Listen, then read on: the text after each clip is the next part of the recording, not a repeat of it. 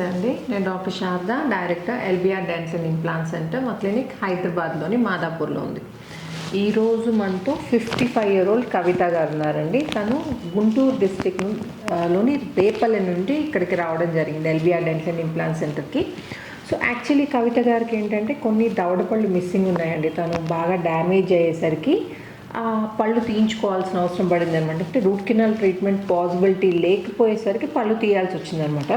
So actually తను ఏంటంటే bridge సహాయంతో టీత్ రీప్లేస్ చేసుకున్నారు. యాక్చువల్లీ మిస్సింగ్ టీత్ ఉంటే దాని ఇంప్లాంట్ సహాయంతో అయినా పళ్ళు ఫిక్స్ చేయొచ్చు, లేదా బ్రిడ్జ్ సహాయంతో అయినా పళ్ళు ఫిక్స్ చేయొచ్చు. బ్రిడ్జ్లో ఏంటంటే పక్క పళ్ళ సపోర్ట్ తీసుకొని రీప్లేస్ చేయడం జరుగుతుంది. సో తను బ్రిడ్జ్ని ఎంచుకున్నారు. సో తనకి పక్క పళ్ళ సపోర్ట్ తీసుకొని బ్రిడ్జ్ సహాయంతో టీత్ రీప్లేస్ చేశాము.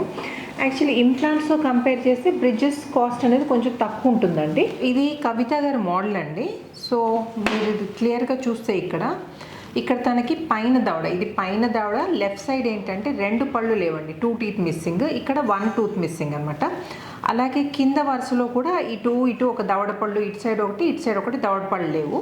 సో పైన దాంట్లో ఏం చేసామంటే మనము ఈ 2 పళ్ళు రీప్లేస్ చేస్తున్నాం కాబట్టి ముందు 2 పళ్ళ సపోర్ట్ తీసుకోవాల్సి వచ్చిందండి. ఇక్కడ చూస్తే ఈ 2 teeth మిస్సింగ్. సో బ్రిడ్జ్లో ఎలా వస్తుందంటే పక్క పళ్ళ పైన తొడుగు వస్తుంది కాబట్టి ఇలా క్యాప్స్ లాగా వస్తాయండి. పన్ను ఎక్కడ లేదో అక్కడ పళ్ళు వస్తాయి. సో ఇక్కడ చూస్తే మీరు 2 teeth మిస్సింగ్ కదండి. సో ఈ పక్క పళ్ళ మీద ఇట్లా తొడుగులాగా వస్తుంది, పన్ను లేని దగ్గర పన్ను వస్తుంది అనమాట. సో రీప్లేస్ చేసిన తర్వాత 2 teeth మిస్సింగ్, కానీ ఇక్కడ సపోర్ట్ తీసుకున్న పళ్ళతో కౌంట్ చేస్తే మీకు ఇక్కడ 5 teeth అయ్యాయి. అదే ఇప్పుడు ఆపోజిట్ సైడ్ చూస్తే ఒకటే టూత్ మిస్సింగ్ కాబట్టి ముందు ఒకటి వెనకొకటి సపోర్ట్ తీసాము. అయితే ఇక్కడ మీరు అబ్జర్వ్ చేయాల్సిన విషయం ఏంటంటే ఈ పళ్ళని కొంచెం అరగదీయాల్సి వస్తుందండి. ఆల్రెడీ ఉన్న పళ్ళపైనే మనము కనుక పళ్ళు ఫిక్స్ చేస్తే ఏమవుతుందంటే ఎత్తైపోతుంది. సో వీటిని సర్కంఫరెన్షియల్గా అరగదీసి ఇప్పుడు చూడండి, ఒక టూత్ లేదు కాబట్టి పక్క 2 క్యాప్స్ ఉన్నాయి, పన్ను లేని దగ్గర ఇది సాలిడ్ టూత్ వస్తుంది. సో దీనికి ఇలా మనం పన్ను పెట్టిన తర్వాత ఇలా వస్తుంది అనమాట. సేమ్ అదే పద్ధతిలో కింద కూడా ఇటొకటి దవడ పన్ను లేదు కాబట్టి సో ఇక్కడ 3 unit బ్రిడ్జ్ అండ్ ఇక్కడ కూడా మనకి 3 unit బ్రిడ్జ్ వచ్చిందండి. సో ఇవన్నీ కలిపి పెట్టిన తర్వాత ఇలా ప్రాపర్గా వస్తుందన్నమాట.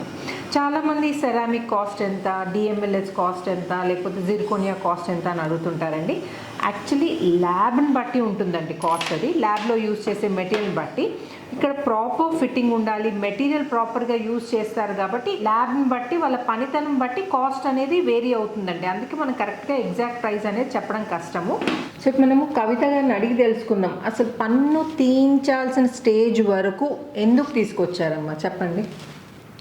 నెగ్లిజెన్సీ మేడం, అంటే మిగతా పళ్ళు ఉన్నాయి కదంట్లే, ఈ పన్ను లేకపోతే ఏమైంది, కొరకగలుగుతున్నాను కదా అని నేను నెగ్లిజెన్సీ చేశాను. అందువల్ల నాకు చాలా డ్యామేజ్ అయ్యింది. చిన్నదాంతో పోయేది చాలా ఫేస్ చేయాల్సి వచ్చింది. నేను శారదా మ్యామ్ గారి వీడియోస్ చూశాను. అసలు నాకు హైదరాబాద్లో ఎవరో తెలియదు. చూశాక నేను చాలా ఇంప్రెస్ అయ్యాను. ఎందుకంటే భయపడకుండా మ్యామ్ చాలా రీజనల్గా చెప్తున్నారని నా మనసుకు అనిపించింది. సరేనని చెప్పేసి ఇక్కడికి వచ్చాము హైదరాబాదు. మ్యామ్ రిసీవింగ్ నాకు చాలా బాగా నచ్చింది. సార్ కూడా చాలా బాగా పలకరిస్తారు. నాకు న్యాచురల్గా హాస్పిటల్ అంటే భయము. వీళ్ళిద్దరిని చూస్తే నేను భయపడకుండా మంచిగా చేయించుకున్నాను. ఎందుకంటే మేము రిసీవింగ్ నాకు చాలా బాగా నచ్చింది. Thank you so much. So చూసారు కదండి, పళ్ళు డ్యామేజ్ అయినా మిగిలిన పళ్ళు ఉన్నాయి కదా, వాటితో నమిలి తినచ్చు కదా అని కవిత గారు అశ్రద్ధ చేయడం వల్ల ఆ టీత్ ఏంటంటే రూట్ కెనాల్ ట్రీట్మెంట్ చేసి సేవ్ చేయాల్సిన కండిషన్ దాటిపోయి పళ్ళు తీయాల్సిన అవసరం పడిందనమాట. ఓకే.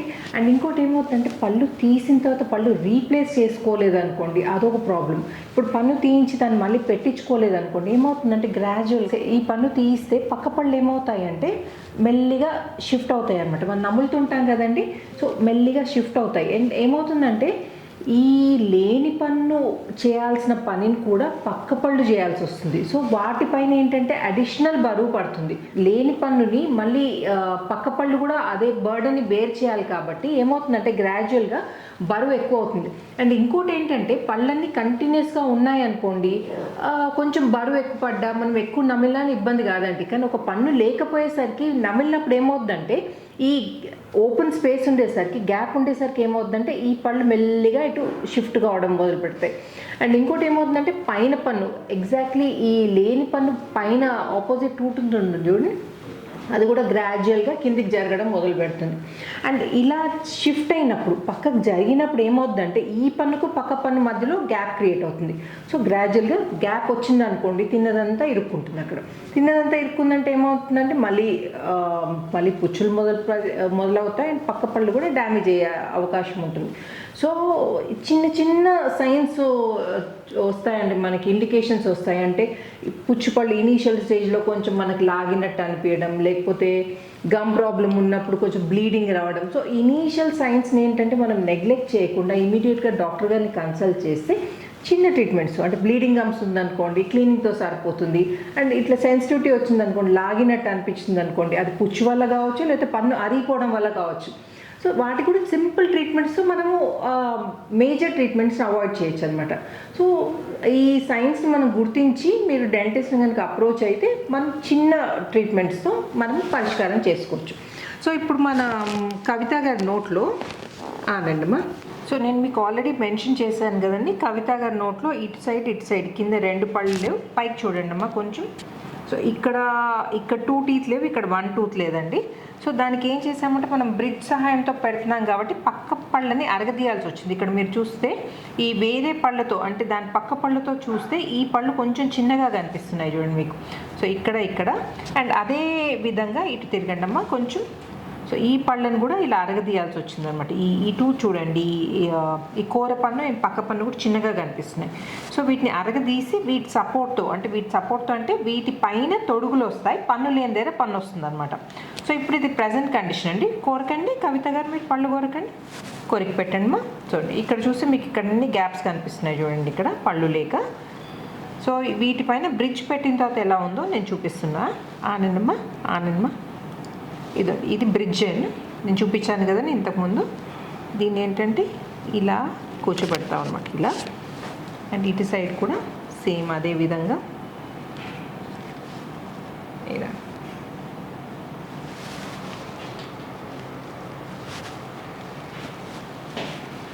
పైనదండి ఇది 2 teeth missing. So 3 teeth support తీసుకున్నామని చెప్పాను కదండి. ఇది పెట్టిన తర్వాత ఇలా వస్తుందండి. అండ్ ఆపోజిట్ సైడ్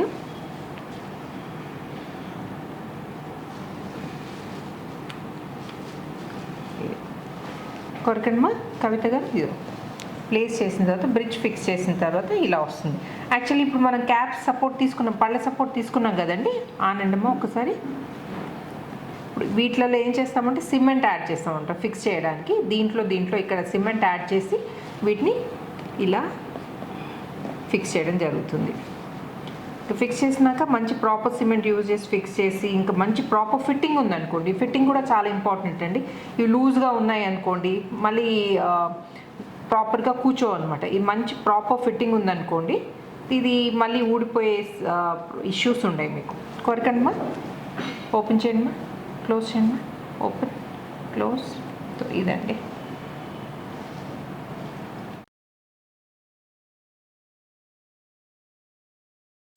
సో ఇలా సిమెంట్ మిక్స్ చేసుకొని దీన్ని ఏం చేస్తామంటే ఇలా లోడ్ చేస్తామండి. దీంట్లో క్యాప్స్లో ఇలా పెట్టి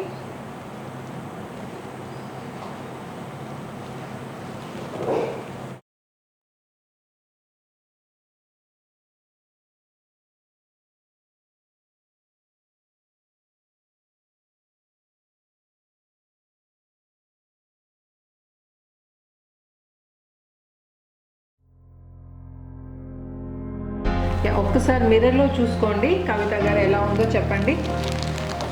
టీత్ ప్రాపర్గా కలుస్తున్నాయా, అంత ప్రాపర్గా ఉందా, నమలడానికి ఏమి ఇబ్బంది లేదు కదా. ఒకసారి నమిలి చూసుకోండి అమ్మా. హ్యాపీ కదా అండి? హ్యాపీ. ఓకే. సో ఇప్పుడు బ్రిడ్జెస్ అన్నీ ఫిక్స్ చేయడం జరిగిందండి కవిత గారి నోట్లో. సో మీరు కూడా అశ్రద్ధ చేయకుండా ఇనీషియల్ స్టేజెస్లోనే ప్రాబ్లమ్ని ఐడెంటిఫై చేసి దాన్ని రెక్టిఫై చేయించుకోండి. And thank you so much Kavitha గారు, all the way from Repalle వచ్చి మా దగ్గర ట్రీట్మెంట్ చేయించుకున్నందుకు. And wish you a very very happy new year అండి.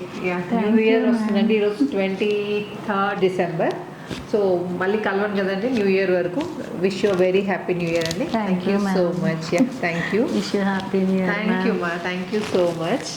అండ్ ఇది వీడియో చూసిన వాళ్ళందరూ కూడా wish you very very happy new year అండి. అండ్ ఈ డెంటల్ రిలేటెడ్ ఏమైనా డౌట్స్ ఉంటే నన్ను కామెంట్ సెక్షన్లో అడగండి, నేను వీలైన తొందరగా I try to get back you. And ఈ వీడియో నచ్చినట్టయితే ఏం చేయాలి కవిత గారు? లైక్ చేయండి, షేర్ చేయండి. సబ్స్క్రైబ్ చేయకపోతే మాత్రం తప్పకుండా సబ్స్క్రైబ్ చేయండి. Thank you for watching. Namaste and thank you again once again Kavitha గారు. Thank you ma'am.